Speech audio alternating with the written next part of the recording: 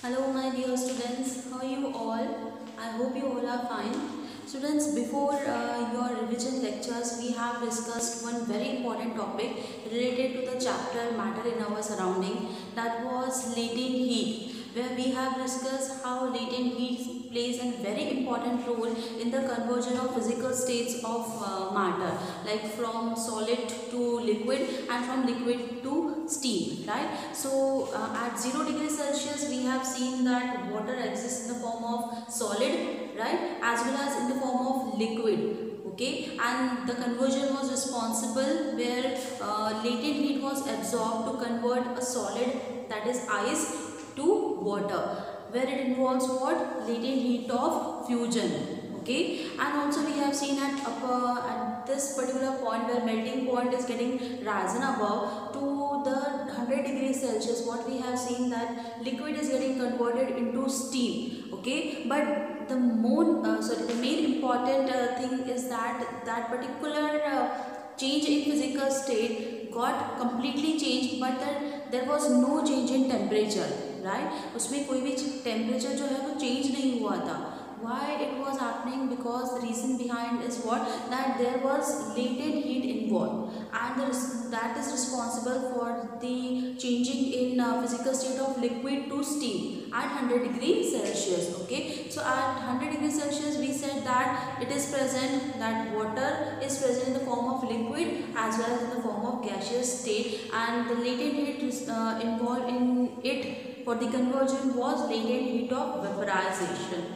Right? So basically latent heat plays a very important role, that is the hidden heat that plays a very important role in the conversion of a solid to liquid and a liquid to gaseous state without even changing the temperature a little bit, right? So that we have discussed in that particular lecture. Today what we are going to see is certain NCERT questions based on that latent heat. Okay, so I have written 4 questions over here, as you can see. So we will be discussing how latent heat plays an important role, particularly in solving certain kinds of questions. Okay, so let us start with the very first question, where it says, how does perspiration help keep body cool on hot day? So perspiration means what? Sweating.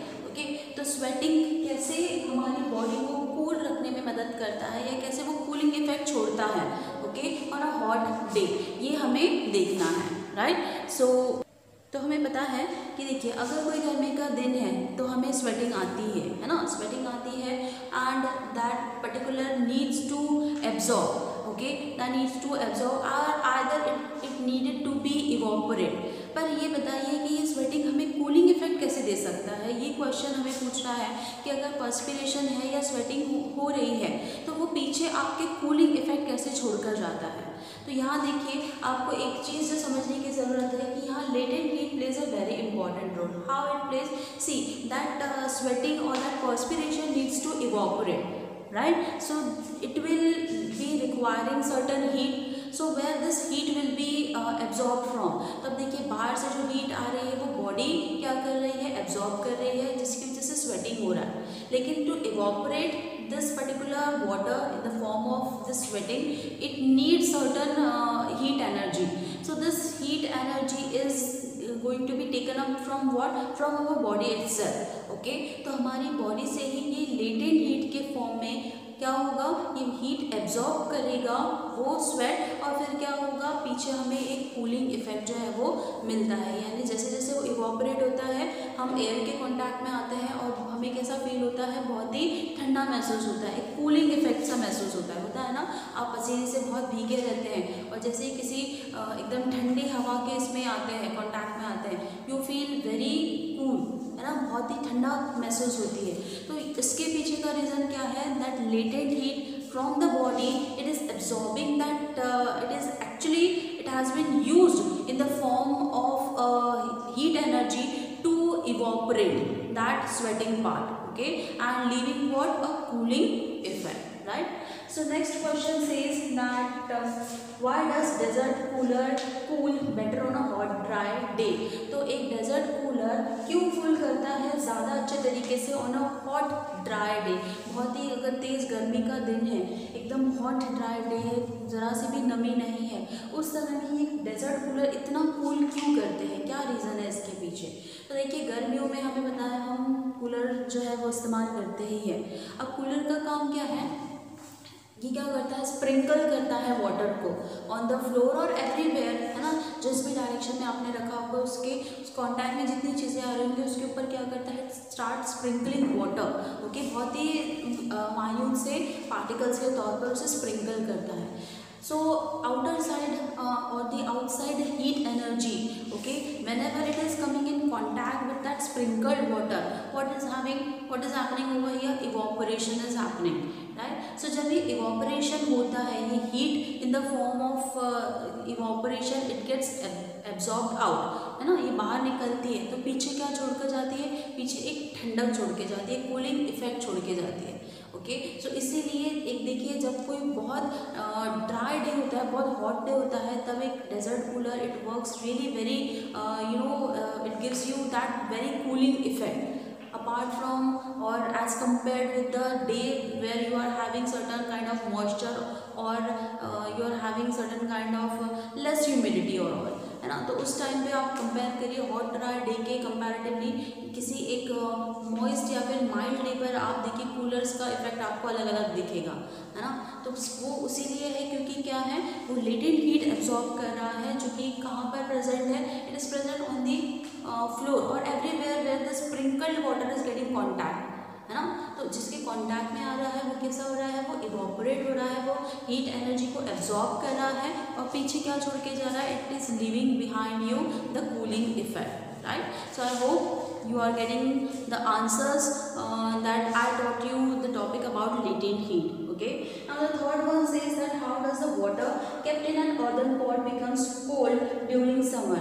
तो ये भी बहुत सोचने वाली बात है कि एक मटका जो है ना, मिट्टी का जो घड़ा जो है वो कैसे इतने गर्मियों के दिनों में पानी को ठंडा रखता है, कैसे हो सकता है ये? तो देखिए, हमें पता है कि अदर पॉट्स में बहुत ही माइन्यूट स्मॉल होल्स होते हैं जिसमें से वाटर जो है वो इवोपरेट होने की कोशिश करता है ना। तो जब वो इवोपरेट होने की कोशिश करता है तो वो लेटेंट हीट कहाँ से लेगा? वो हीट एनर्जी कहाँ से एब्जॉर्ब करेगा? क्योंकि ऑलरेडी बाहर तो बहुत ज़्यादा हीट है।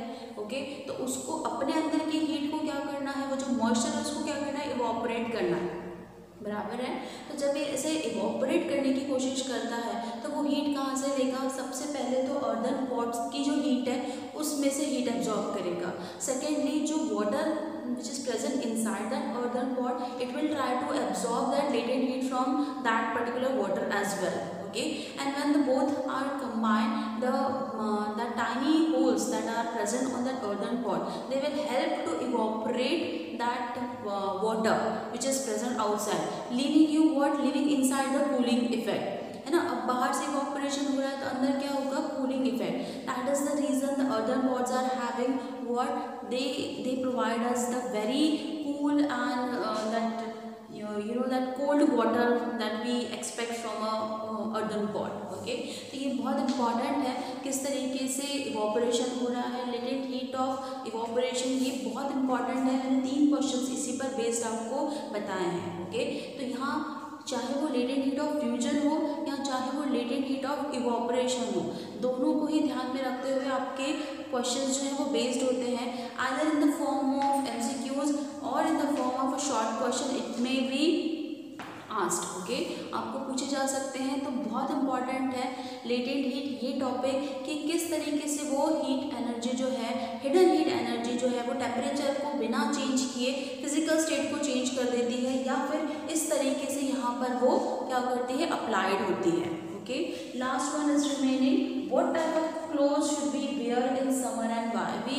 all know while studying in your chapter fabric to fiber, also in different 7th standard as well, in 8th standard also, okay, synthetic fiber and plastic, you might have studied what type of clothes we wear in summer. So we all know that cotton is the one that we usually wear in summer, but why why do we wear cotton clothes in summer?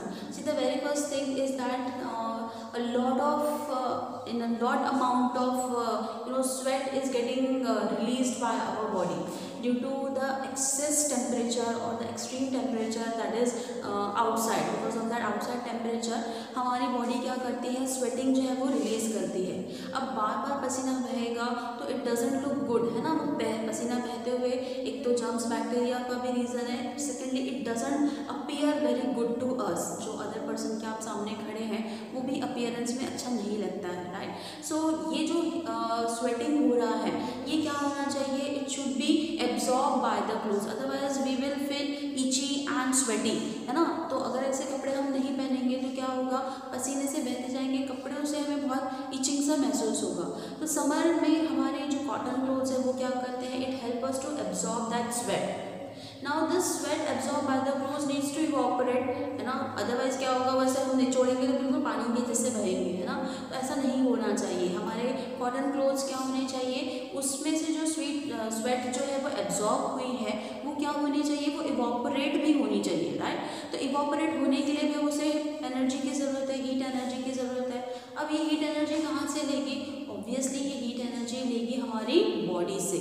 Okay, तो हमारी body से ये heat energy लेने के बाद, absorb करने के बाद, द पर्टिकुलर स्वेट और the water which is present on our body will get evaporate, leaving us behind a very cooling effect. Okay, so here also the latent heat plays a very important role as it is hidden inside our body and our body is providing that heat energy to evaporate that sweating. Okay, leaving a very cooling effect behind it. Okay, so I hope that you have understood these 4 questions where latent heat of vaporization or latent heat of fusion plays, how it plays an important role in our daily life, as well as certain examples where it plays a very key role, I would say, to convert certain energies and giving you behind the cooling effect of evaporation. Okay, now we will see certain NCERT questions which are related to your numericals. Okay, so let me just rub it. Okay, now we will see how to convert the temperature into the Celsius scale. तो यहाँ देखिए, यहाँ आपके पास जो temperature की unit दी गई है that is what Kelvin scale. Okay, यहाँ आपको किस में दिया हुआ है 293 Kelvin, 470 Kelvin, and what you need to convert this Kelvin scale into the what temperature of to the Celsius scale. Okay, so Kelvin scale से आपको क्या करना है, टेम्परेचर को चेंज करना है into degree Celsius, right. So इसके लिए बेसिकली हमारे पास एक फॉर्मूला है. Okay, and the formula is what, where temperature in degree Celsius is equal to temperature in Kelvin minus 273. Okay, this is the basic formula that we have. Okay, ये basic formula है. यानी यहाँ पर देखिए आपका kelvin का कितना भी आपका टेम्परेचर दिया हो, केल्विन स्केल पर कितना भी टेम्परेचर दिया हो, उसमें से आपको क्या करना है, 273 माइनस करना है, सब्ट्रैक्ट करना है. When you are subtracting 273 from the temperature which is given in Kelvin, okay, you will get the answer in degree Celsius. That means the whatever answer you are getting, okay, that will be expressed in degree Celsius. Are you understanding कि अगर आपका temperature जो है वो kelvin scale में दिया हो और आपको सेल्सियस स्केल में कन्वर्ट करना है, तो आप ये वाला फॉर्मूला लगाएंगे. क्या करेंगे आप, केल्विन स्केल में से 273 को माइनस करेंगे and you will get your answer in degree Celsius. So for example here 293 is given, so we will simply apply this formula. We will write over here in degrees Celsius temperature. So how much it is given, 293. Okay, 293 minus 273. Okay, so the answer will be what, how much, 20 degrees Celsius. This will be your answer. आया समझ में? It's quite easy, very easy, ज़्यादा दिमाग लगाने की ज़रूरत नहीं है. सिर्फ फॉर्मूला याद रखिए कि आपको अगर डिग्री सेल्सियस में फाइंड आउट करना है तो केल्विन स्केल से सिर्फ 273 को माइनस करना है and you will get your answer which is express in what, degree Celsius. Let's see solve the B1. Okay, where temperature in degree Celsius will be equal to how much, 4. This is 470 minus how much? 273. So the answer will be around 197 degree Celsius. Okay, this will be your answer. ठीक है, कितना answer है देखिए यहाँ पर आपने क्या किया, 470 दिया हुआ था, इसमें से आपने क्या किया है, आपने सिर्फ माइनस किया है किसे, 273 को माइनस किया है और आपका आंसर आएगा अराउंड 197 आंसर आएगा. ओके, अब similar question can come where you need to what, you need to convert the temperature. Okay, you need to convert the following temperature to the Kelvin scale. Okay, to the Kelvin scale. So means what, आपका जो temperature होगा वो किस में दिया होगा, degrees में. For an example होगा here if it is given 25 degree Celsius. Okay, और I could say how much, 373 ले लेते हैं. ओके, 373 डिग्री सेल्सियस ये आपका डिग्री सेल्सियस में दिया है. You need to find out और you need to convert it into what, Kelvin scale. So सिर्फ इसका उल्टा होगा. आप क्या करेंगे यहाँ पर, temperature in Kelvin will be equal to how much, temperature in degree Celsius plus 273. अब यहाँ आपने माइनस किया था, यहाँ क्या करेंगे आप, प्लस कर देंगे, बस एडिशन करेंगे आप. तो केल्विन को फाइंड आउट करने के लिए क्या करना है, degree Celsius, temperature in degree Celsius plus 273 you have to do. So let us see A. Okay, what we can write, temperature in Kelvin will be equal to how much, 25 plus 273. So it will be around how much, this is 5 plus 3 8 9 2 298 Kelvin. Okay, temperature in Kelvin. ठीक है, कितना होगा ये आपका 298. अब similarly B वाला करके देखते हैं हम. बी में क्या लिखना है आपको, temperature in Kelvin will be equal to 373 plus 273. So that will be how much, this is 6 4 6 646. Okay, 646 Kelvin आपका आंसर आएगा. तो बहुत इजी है न्यूमेरिकल्स. आपको अगर कन्वर्जन दिया हुआ है from Kelvin to Celsius, you need to write this formula. If it has been asked, you have been provided with degree Celsius temperature. Okay, so then you need to what, apply this formula. तो सिर्फ इतना याद रखिए, degree को अगर find करना है, degree Celsius को फाइंड करना है तो 273 माइनस करिए केल्विन स्केल से. अगर केल्विन स्केल को फाइंड आउट करना है तो 273 ऐड करिए डिग्री सेल्सियस में. Simple as that. ओके, ये बहुत इजी है, इसको नोट डाउन करके रखिए क्योंकि ऐसे न्यूमेरिकल्स आपको पूछे जाते हैं. ओके, ये आपके लिए बहुत इंपॉर्टेंट है. अब एक क्वेश्चन जो दिया हुआ है आपका एनसीईआरटी का, ओके, जहाँ आपको पूछना है what is the physical state of water. Okay, what is the physical state of water eight, first दिया हुआ है 0 डिग्री सेल्सियस, सेकेंड दिया हुआ है 25 डिग्री सेल्सियस, थर्ड दिया हुआ है 100 डिग्री सेल्सियस. ओके, अब यहाँ पर चेंजेस भी हो सकते हैं. यहाँ पर आपको फोर्थ यहाँ पर 250 डिग्री सेल्सियस भी पूछा जा सकता है. तो आपको बताना है किसका, फिजिकल स्टेट, है ना, फिजिकल स्टेट बताना है किसका, वाटर का.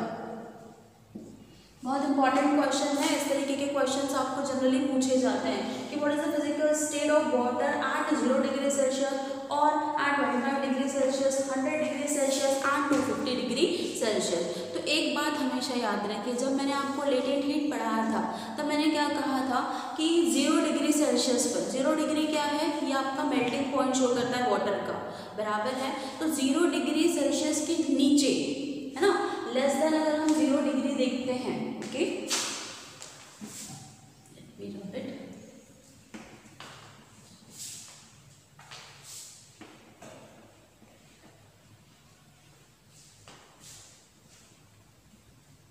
चलिए, तो यहाँ देखिए 0 डिग्री सेल्सियस का मतलब क्या है, ये आपका मेल्टिंग पॉइंट शो कर रहा है वाटर का. अब अगर यही आपका लेस देन 0 डिग्री सेल्सियस हो, अगर ये लेस देन ग्रेटर देन कर दिया है, okay, less than 0 degree Celsius हो तो टेम्परेचर कौन से फॉर्म में है वाटर का, कौन से फॉर्म में है वो, आइस के फॉर्म में है यानी कि सॉलिड के फॉर्म में है, राइट। सो यहाँ क्या चेंजेस करने हैं, तो यहाँ मैंने क्या कहा आपसे कि अगर 0 डिग्री पर है, ओके, तो 0 डिग्री पर आपका ये कौन से फॉर्म में है, सॉलिड फॉर्म में है। आइस कौन से फॉर्म में है, सॉलिड फॉर्म में है ना यहाँ पर। लेकिन लेस देन 0 डिग्री है जहाँ पर मेल्टिंग पॉइंट है, तो यहाँ पर आइस के साथ साथ यानी यहाँ पे कौन से फॉर्म में होगा, सॉलिड के साथ साथ as well as it will be in the form of liquid, दोनों ही फॉर्म में होगा, ठीक है। किससे, temperature less than temperature 0 degree से। तो 0 डिग्री या फिर temperature equal to 0 degree Celsius पे ये दोनों यानी कि हमारा जो वाटर का फॉर्म है वो किस फॉर्म में होगा, solid as well as liquid. क्यों, because it is absorbing the heat energy, right. Heat energy absorb कर रहा है, तो अब टिल कब तक करेगा वो, जब तक सॉलिड से लिक्विड में वो चेंज ना हो जाए without even changing the temperature. यही बताया मैंने आपको लेटेंट हीट में कि अगर यहाँ टेम्परेचर इक्वल है 0 डिग्री सेल्सियस पर, तो वहाँ पर उस फॉर्म में आपका वाटर कैसे एग्जिस्ट करेगा, both in the form of solid और in the form of liquid, दोनों ही फॉर्म में। 0 से नीचे है ना, 0 से नीचे है, लेस दैन 0 है, तो किस फॉर्म में रहेगा, सिर्फ सॉलिड फॉर्म में रहेगा, ठीक है। लेकिन टेम्परेचर इक्वल होगा 0 डिग्री सेल्सियस से, तो वो solid as well as liquid form में होगा। क्यों, क्योंकि वो एब्जॉर्ब कर रहा है क्या, latent heat, okay, latent heat of fusion, जो क्या कन्वर्ट कर रहा है solid to liquid without even changing the temperature. लेकिन जब हम कहाँ जा रहे हैं, which is 0 degree Celsius more than that which is temperature having less than 100 degree Celsius, तो यहाँ पर कौन से फॉर्म में है, लिक्विड फॉर्म में है, ठीक है। यहाँ पर कौन से फॉर्म में है, लिक्विड फॉर्म में है। अगर टेम्परेचर हो जाए इक्वल 100 डिग्री सेल्सियस तक, तो ये 100 डिग्री सेल्सियस पर क्या होगा, कौन से फॉर्म में होगा, liquid as well as gaseous, ठीक है, liquid as well as gaseous. क्यों, क्योंकि 100 डिग्री सेल्सियस पे कौन से फॉर्म में है, लिक्विड के फॉर्म में भी है एज वेल एज स्टीम के फॉर्म में भी है। यहाँ पर भी लेटेंट हीट क्या हो रही है, एब्जॉर्ब हो रही है, it is changing the physical state without even changing the temperature, ठीक है। तो यहाँ कम है 100 डिग्री सेल्सियस से, तो लिक्विड फॉर्म में है। 100 डिग्री सेल्सियस के इक्वल है, तो liquid as well as gaseous है। लेकिन if it is the temperature is more than 100 degree Celsius, तो वो किस फॉर्म में होगा, it will exist in the gaseous state, ठीक है, गैशियस स्टेट या फिर गैशियस फॉर्म में वो एग्जिस्ट करेगा, ठीक है। ये बहुत इंपॉर्टेंट एनसीईआरटी क्वेश्चन है जो अलग अलग तरीके से आपको पूछा जाता है। बहुत ध्यान से सुनिए कि इसका मैंने एक्सप्लेनेशन क्या बताया है। 0 डिग्री से कम होगा तो सॉलिड फॉर्म में होगा, लेस देन 0 डिग्री में, लेकिन टेम्परेचर अगर 0 डिग्री के इक्वल है तो वो सॉलिड और लिक्विड में ही एग्जिस्ट करेगा।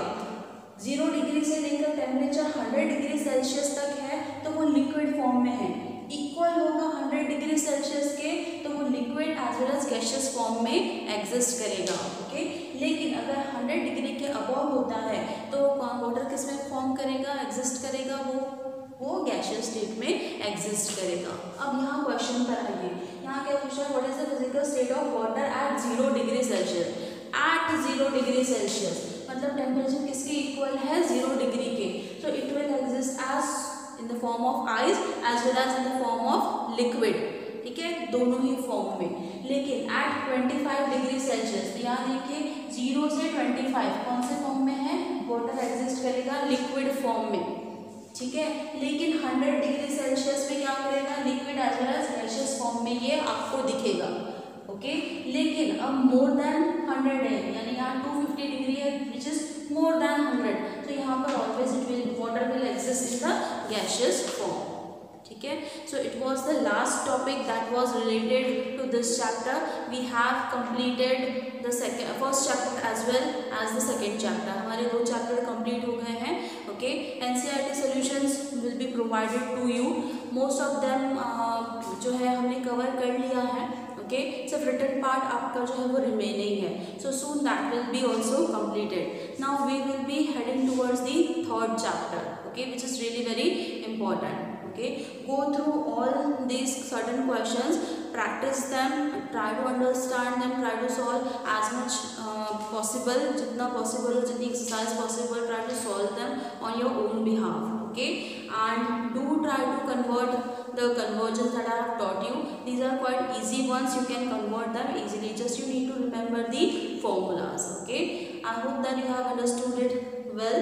Good day, students. Take care.